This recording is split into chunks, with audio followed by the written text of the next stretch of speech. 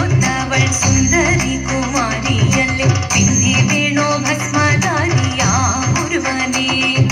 കോപം കൊണ്ട് പാർവതി ജ്വലിച്ചു തീക്ഷണമായി, നോക്കി മുന്നിൽ നിന്ന് പോകാം വേഗം ഞാൻ ശിവശക്തി. അത് കേൾക്കെ മഹാദേവൻ മന്ദഹാസം ചൊരിയവേ, മുനിവേഷം മാറി ശിവൻ പ്രത്യക്ഷനായി. കണ്ണീറഞ്ഞു പാർവതിയും കടലിനൊഴുകപ്പോൾ പകലിനു നമസ്കരിച്ചതിരികമേ. ഓദിത്തിത്താരാദിത്യത്തെയും തിത്തൈരകരേരോ, തിത്തിത്താരാദിത്യത്തെയും തിത്തൈരകരേരോ. മനുലോകദേവഗണം പാടങ്ങളും പാട്ടുമായി കൊണ്ടാഘോഷിച്ചിടുന്നേ കല്യാണ നേരമായി. ഹരിതന്റെ പാതിയായി ജഗദേവി സുന്ദരമി ലോകരക്ഷ ചെയ്തിടുവാൻ പ്രാർത്ഥിച്ചിടുന്നേ.